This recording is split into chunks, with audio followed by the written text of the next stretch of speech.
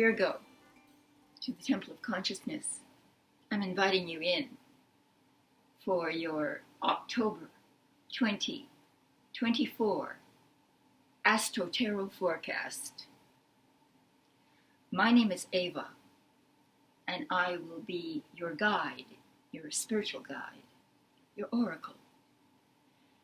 And this will be relevant to you if your sun sign, your moon sign, or your rising sign is Virgo. Virgo, welcome. If you're new to the channel, I want to say I appreciate you being here. I appreciate your viewership. I hope you enjoy the reading. And for those of you who sent me messages of concern and wishing me well with my family, thank you so much. In the last few days, I've been going through a sort of family emergency crisis where I've had to travel, and it was very difficult for me to post these readings for you. So I apologize for that, but I also very much appreciate your kind messages. Thank you. So let's get to it, Virgo. What I do here is I blend together the two mystical, I call them mystical arts, of astrology and the tarot. But really, if I was thinking about it the other day, and astrology is more of a science that can be also artistic in its interpretation, but it's based on repeating cycles, repeatable, predictable cycles, the cycles of the stars above us that move, they literally move in set patterns that have been tracked for literally thousands of years. Yes, NASA has nothing to do with the tracking of those stars, and I don't think they claim credit for it either, hopefully. But the tarot, on the other hand, is very, it depends on seeming or apparent randomness. And in that apparent or seeming randomness is or are the clues being given to us by our guardian angels, speaking in the language of symbols. Now, both of these arts, science and art, speak in symbols, as does our dreams. So they're very similar to dreams in that they give us clues to the deep meaning of events. So all that said, what I do is I track primarily the two movements, transits of Mars and Venus. But this month we have a solar eclipse, so I'm going to mention a little bit about that as well. So let's begin with the transit of Mars. And what is Mars? Mars, known to the ancients as the god of war, transits each house for 40 days and symbolizes aggressive, forward-moving energy, passionate energy. Which house is Mars energizing this month? So let's see where your Mars is, Virgo, and we count it out. So this is the zodiac wheel. We move in a clockwise fashion around the wheel, and we find Virgo. Where are you, Virgo? There you are, Virgo. Virgo would be then your first house. And we're now looking for where Mars is, and Mars is in Cancer. And Cancer is 2 steps, 2 houses behind the first house, putting it into the 11th house. We can walk it out if you like. 1, Libra being 2, Scorpio 3, Sagittarius 4, Capricorn 5, Aquarius 6, Pisces 7, Aries 8, Taurus 9, Gemini 10, Cancer 11. And Cancer in the 11th house is, first of all, Cancer is the sign of nurturing.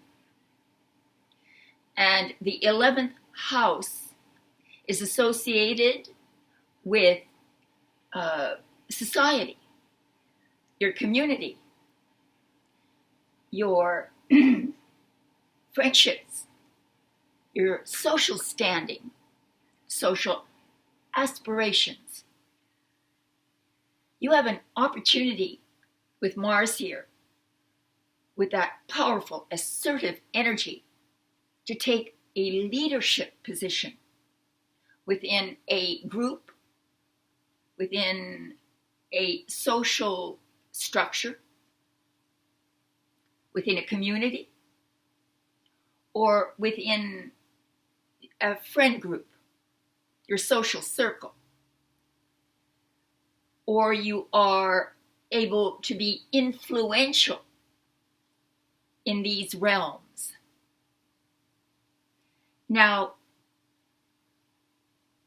it also makes you very driven to achieve your goals. So you become very goal-oriented. And maybe you're participating in organizing some sort of social event, and your input is very valued. So that is the position of Mars for October. So let's now look into the position of Venus. And where is your Venus? And what is it? Venus, the planet of love, symbolizing pleasure, beauty, compassion, peace, wealth.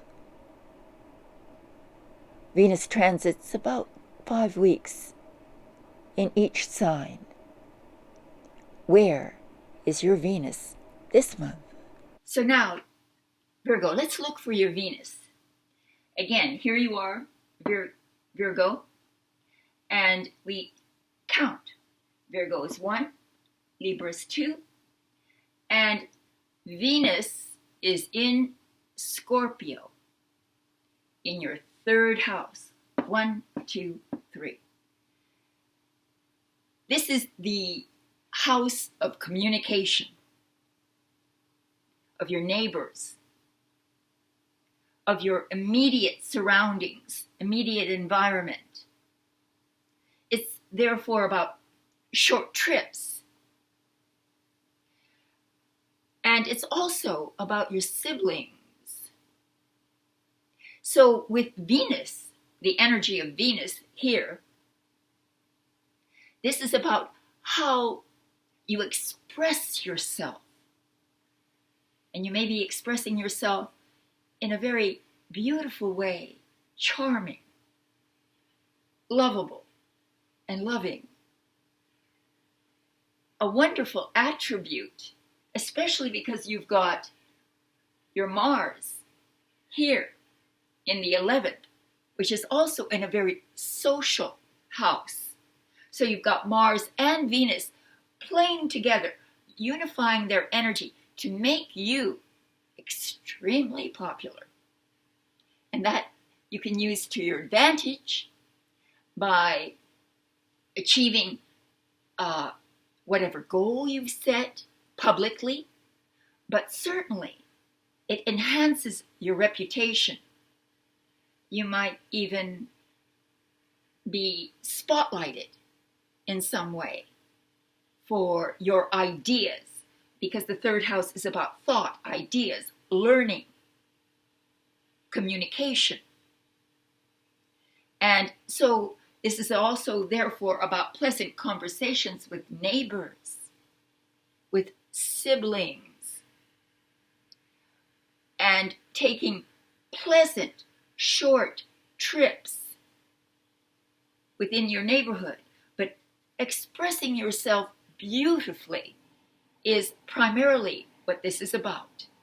And so you're blessed with, what? What did they say, a golden tongue?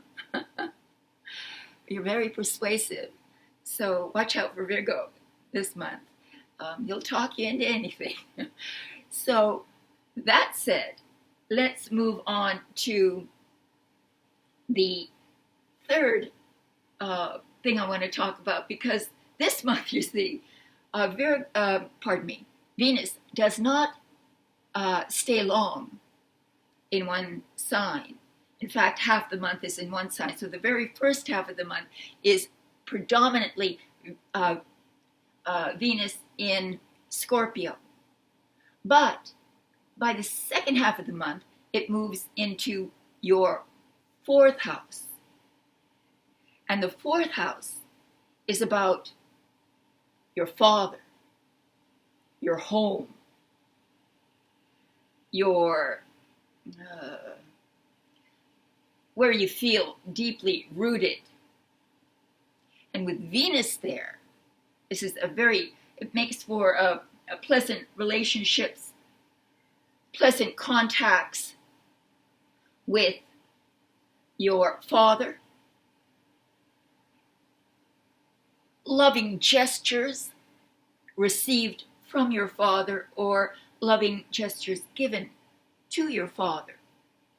This can also imply home improvement, making your home beautiful.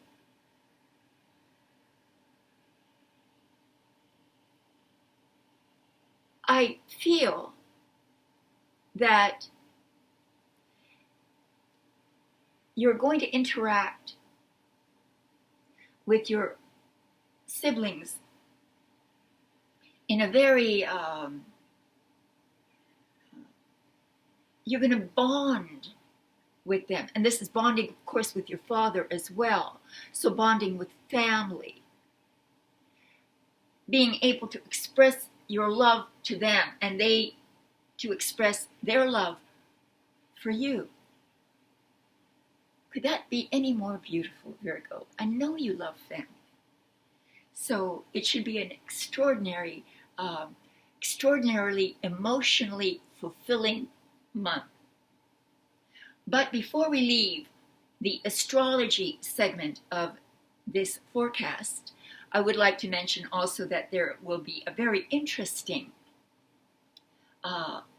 transit, if you will, or cosmic event, which is a solar eclipse. And that happens in Libra. And let's look at that. Here we have Virgo is the first house, and what comes right after Virgo is the second house. The second house of money, finance. A lot of people retire when there's a solar eclipse in the second house. Some major shifts take place in your work environment, in your, or with your finances. There's added emphasis on the money you make, by your work. And when there's a lunar eclipse, the moon represents change, because the moon is constantly changing. So there will be changes in your financial situation. This isn't bad. Don't take it to mean that. It's just that it will fluctuate. There'll be ups and downs, and there'll be then also a sense of emotional reward. A lot of people come to the realization that money isn't everything. You've got so much going on socially, and with your family. I think that you will have, not that you don't know, but there's an associated revelation that no matter how much money you have, it is in no way as valuable as the relationships that you develop. And this is a deep understanding that comes with the solar eclipse for you, Virgo. So we'll leave it at that.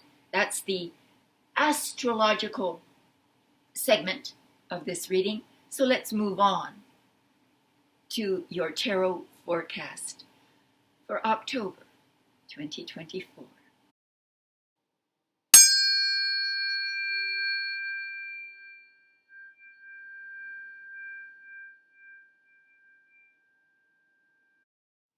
So Virgo, welcome to your tarot forecast for October. I want to take this moment before we begin to again thank everyone for their compassion, their kind comments. It lifted my heart. Anytime we go through crises, this isn't, I'm physically well. It's just that my family had critical needs, shall we say, and I had to respond. That's all. We all go through that, and I so appreciate your understanding and patience. So, that said, thank you for your viewership. If you're new, welcome. I, again, have been reading tarot, 45 years or so. I'm 72 or so. And I began reading tarot when I was 30, I believe. 30 or so. And the way you start is you read for friends and family. They put up with you, as you're learning. And then you take a leap and you go out and you publicly read. And for me, I've been in love with tarot that entire time. And my love for the tarot only deepens because it is really a miracle of psychological and event forecasting tool that we have. It's really incredible, and I recommend that you learn how to read.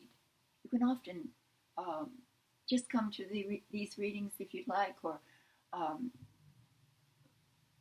take your time and really ponder the cards, ponder the meanings of the cards.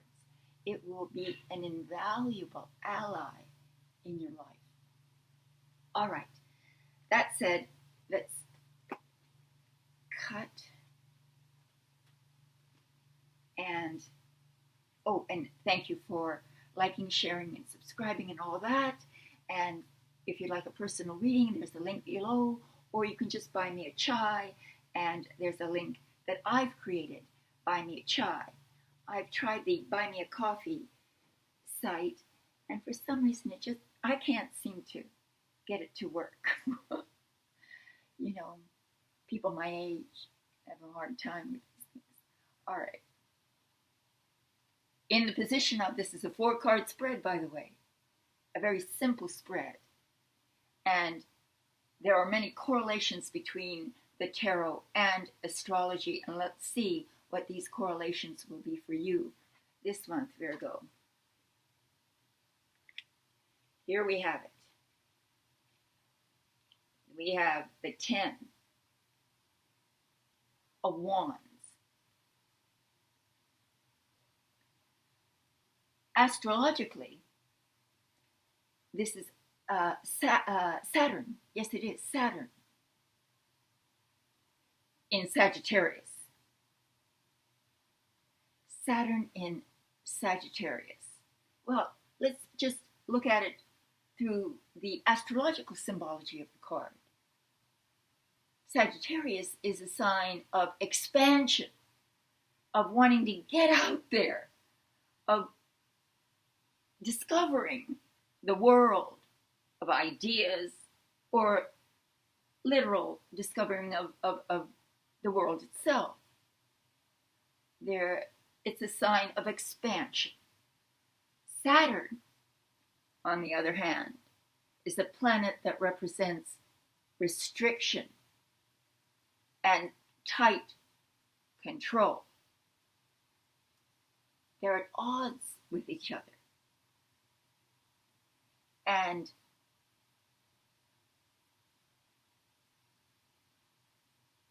you may realize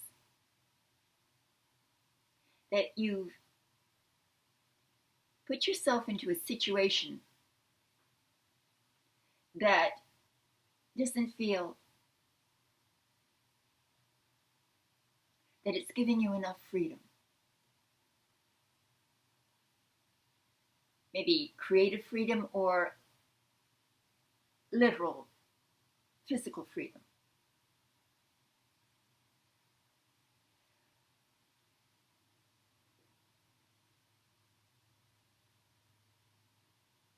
You crave. You have no idea how strong Sagittarius is about defending their right to their own opinions, to their ability to do what they want, when they want. Saturn doesn't like that. So you're in a situation where you're held back and you feel this constraint and you want to break out. So there is this feel in the background. Now, if we look at your chart and we see that, again, Venus is traversing 1, 2, 3 in your third house. Maybe you just want to be more, you want to expand your social circle. Break out of those, from those groups or friendships that you don't feel are helping you in any way, serving your higher purpose. So you become maybe a little selective in your friendships. But he's carrying, if you look at the card, the protagonist is carrying a lot of wands. And he feels burdened by it. You feel a little burdened by something. And the 10 is the very end of a phase of a cycle, and where you can finally put that burden down. But you can't see it yet. He has all these responsibilities, these burdens in front of him that is blocking his view of the ultimate reward, which is his freedom, which is the finally releasing himself from the burden of what may be. Also, we have a solar eclipse in the second house, some sort of financial burden, perhaps, putting down a financial burden, or being relieved of some responsibility.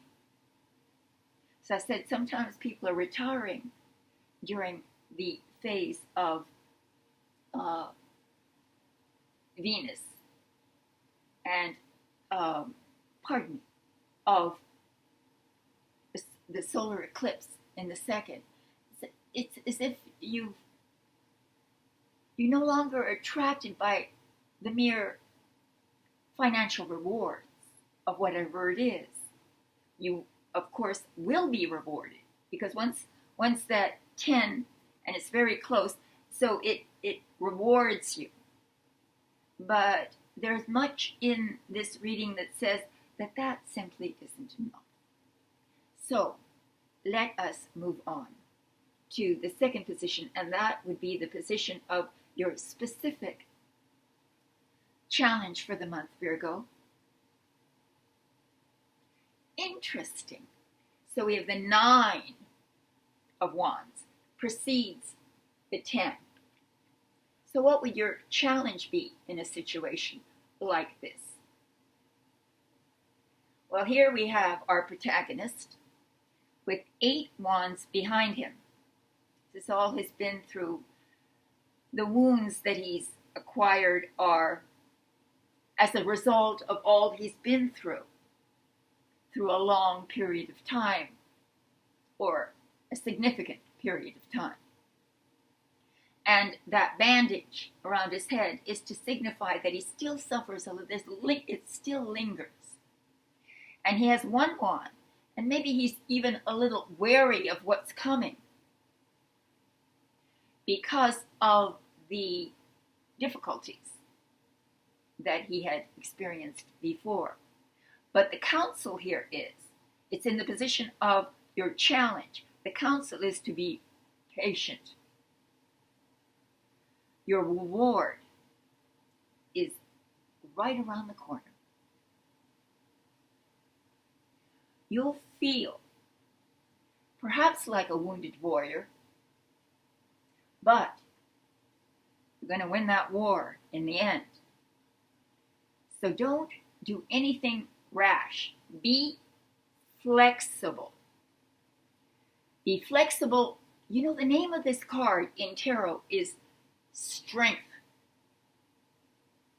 So it's flexibility with tenacity. Stay flexible, but be tenacious. Don't give up. You're almost there. It's a counsel to be patient and to use your skills, to tap into those skills that have perhaps even gone unnoticed because of the other problems or situations that have arisen that sort of you kind of buried it down perhaps, or just not had time to develop it. But this is an encouragement also for you to sort of come out of your shell. And don't anticipate the worst, because thoughts are things. Thoughts that are repeated and have emotional resonance with you are the most likely to manifest. Guard your thoughts. Watch them. Make sure that they are always directed in a positive, uplifting place, to a place that is encouraging. And this will give you the confidence you need to keep on going. That is your counsel. So let's move on to the 3rd position, Virgo. And that is the position of the unexpected. And we have the 10 of Pentacles. This is Mercury in Virgo. How beautiful. So unexpected. This is family. And you had family also being stimulated in your reading as well, astrologically. So it's the again the idea of realizing that family bonds with friends, close friends, are more meaningful than the economic rewards that may come from you doing something else.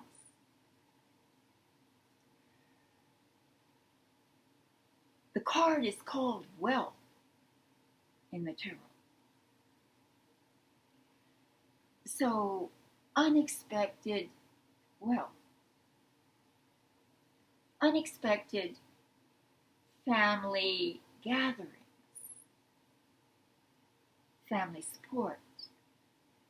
You do have Mars in the 11th, you know, where the groups and friendships, social situations are being stimulated by Mars.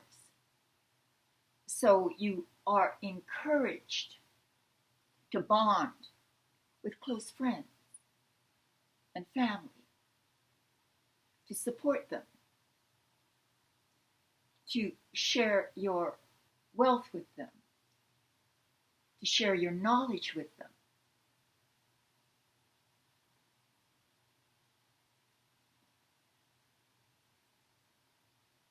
And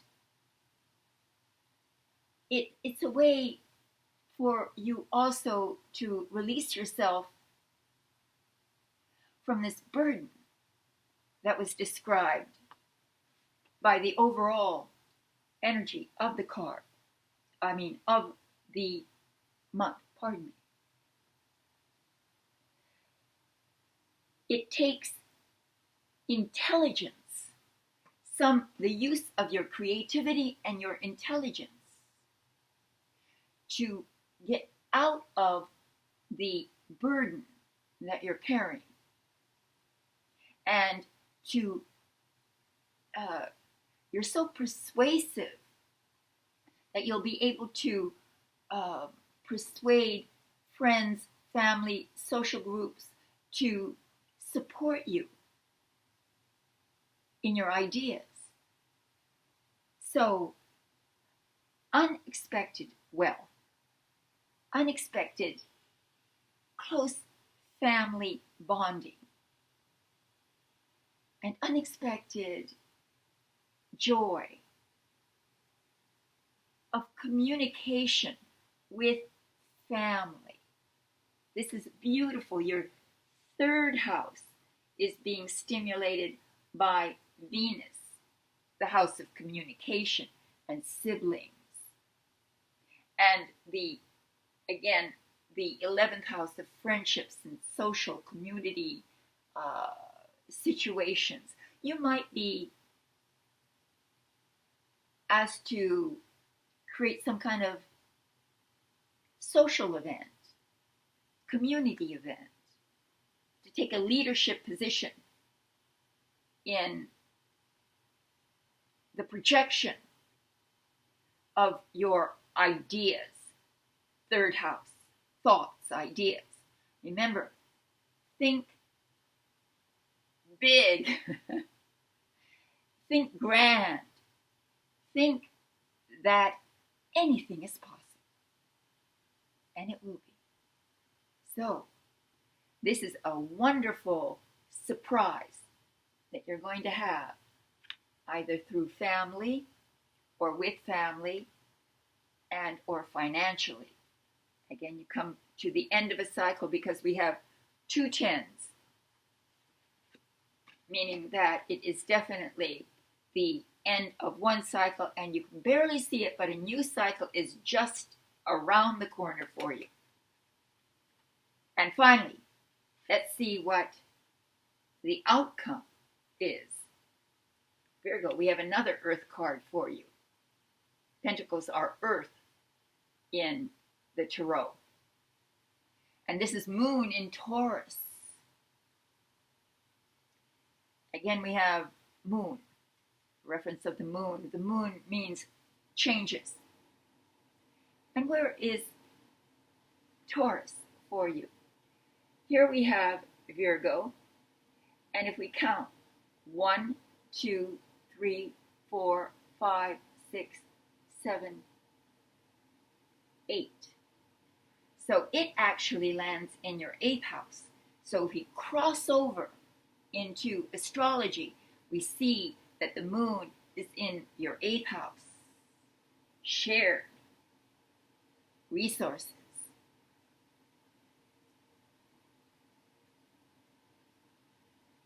Taurus is a very nurturing sign.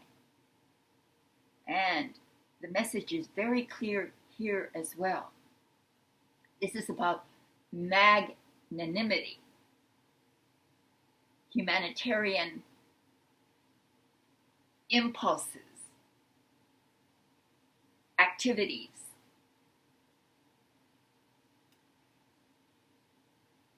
It's about humanitarian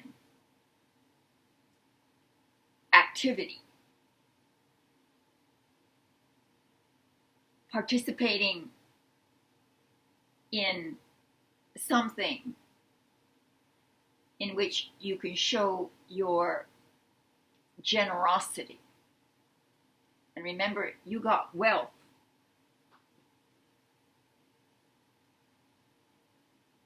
In the position of the unexpected. And this is about sharing your wealth. And it's so interesting that it's moon in Taurus, because Taurus is your 8th house. Partnerships,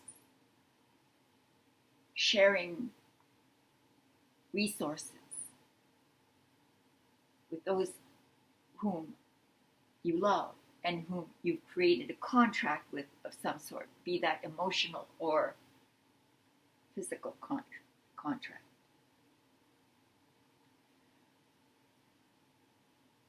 This is also perhaps that realization that wealth for its own sake is hollow, without value. And the best use of wealth is to help others, to be kind, to be compassionate, to be caring. But you had the 9 of Wands is moon in Sagittarius. And again, that was very changeable things that might happen financially. So you may be, again, surprised by an uptick in your finances. And you are, so we have 2 moons, and it just occurred to me. So we have 2 moon influences this month. So it's a time of great fluctuation, changes that in order for you to succeed, you need to be extremely adaptable. Go with the flow, but remain strong, tenacious, principled. And that will give you the ultimate happiness and joy that you seek.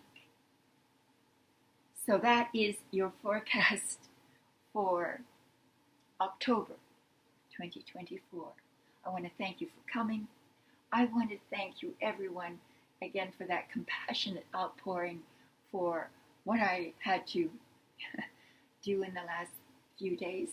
And I very much appreciate it.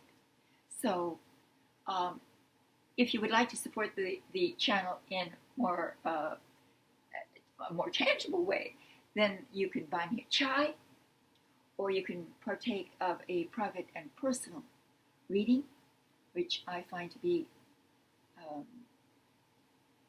invaluable when you're in need of guidance. With that, namaste. I'll see you next time.